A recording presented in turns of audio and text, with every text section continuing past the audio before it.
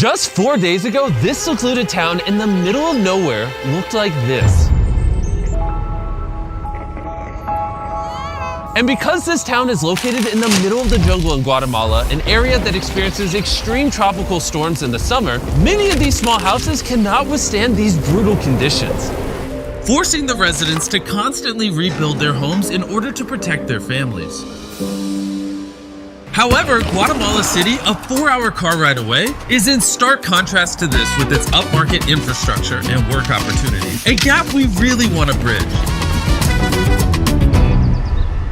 Once we found out about this community in Guatemala, we contacted Techo, an organization we worked with 2 years ago by rebuilding 10 houses in an impoverished community in Costa Rica, to see how we could help save this remote town from being destroyed. And 1 week later, Darren arrived just outside Guatemala City. And despite its beautiful landscapes and rich culture, he soon experienced firsthand just how difficult it was to reach the small village of Chisiguan, as he had to charter a small plane to a nearby town and then still walk for miles through the thick jungle terrain. A daily practice for the locals just to generate minimal income. Upon his arrival, Darren met with Alberto, a father of 8 children who provides for them along with his wife Maria, by traveling for hours every day to reach the nearest city to sell fabrics where he only makes $2 per day, meaning that each one of his family has to live on roughly $1 per week. On top of this, the entire family of 10 have to share a singular bedroom. The existing houses that these people are living in are very rudimentary. The floors are made out of dirt, there's no electricity. They have to build fires inside of the houses to cook and keep warm. And on top of that, there's no way for Alberto and the rest of the community to collect fresh drinking water. Todavía llegamos a buscar aguas en los pozos, porque ahí tenemos un pocito que está ahí, pero no nos abastece por la familia que tenemos como no. It is absolutely heartbreaking to witness just how difficult it is for these people to support their families. We want to come and help this community. We want to make a big difference for them. We want to give them a more comfortable and safe environment to raise their families. And so we have got a big plan for all of the work that we are going to do over the next few days with our partner Techo. So in just 4 days, we will be constructing 15 new homes that will have solar panels to provide basic electricity, a sanitation system, concrete flooring, a wood-burning stove, and a rain harvesting system with storage and filtration. In Techo, there are almost 1.5 million volunteers who have passed through the organization. These kinds of activities can change their lives by allowing them to connect with their traditional roots and support these small communities. They help by bridging the gap between those less fortunate than themselves.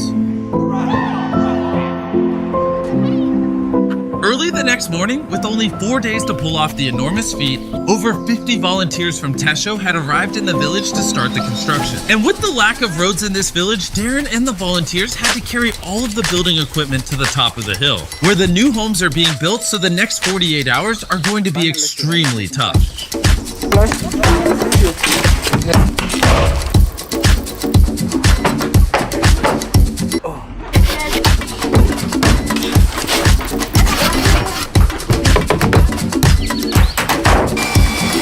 With 2 days down, they were able to finish the structures of the houses. However, with only 48 hours remaining, they still had to install all of the irrigation pipes and plumbing for the water collection system.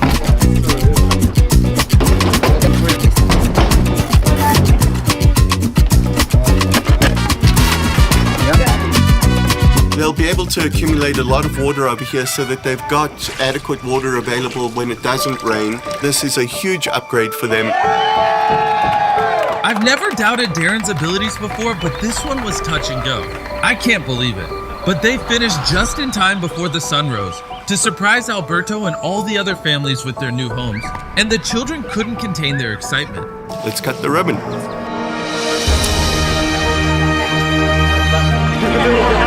You could immediately see how excited this community was. The expressions on their faces, the excitement in their voices, and it was a beautiful experience. The gratitude that they were giving us back felt to me like more than we were giving them. They now will have more opportunities to make significantly more money, as they would have to spend less time maintaining their houses every storm. The new roads Techo built will make it easier to travel to and from neighboring communities. They have electricity, making it easier for the children to study at night. The new stoves make it easier to cook healthy food, and this will allow the community to expand and one day become a fully functional town with similar opportunities to those that live closer to the city. So Alberto and his family will never have to hike those treacherous paths again. Estamos felices con todo. Mi esposa, mis patojos grandes ya están felices. Me sentí muy contento. And beyond this, we have another big surprise for the community. But before I show you this, I want to tell you about the sponsor of this video, Dragon City. Beyond sponsoring this incredible project, Dragon City is hosting a Philanthropy Week Challenge from January 21st to 28th in-game.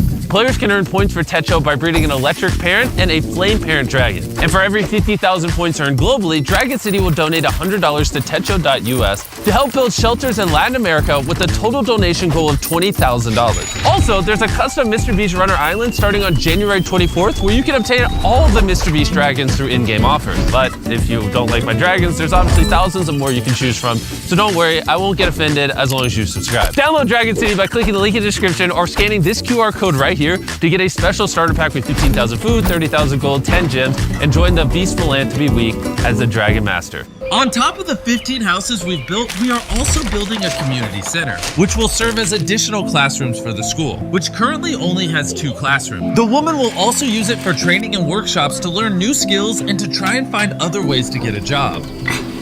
The people in this village have opened up their homes, they've opened up their hearts, and they've opened up their communities to us, and we have felt that in this community. Your support on these videos mean the world to me. I hope you guys enjoyed. As always, your eyeballs watching these videos help us help people, but your finger can as well by hitting that subscribe button. So tap it right now and then let us know down below, and get mad at anyone down below that doesn't subscribe. Get mad in a nice way because we support positivity, but mad in enough of a way where they subscribe. Bye.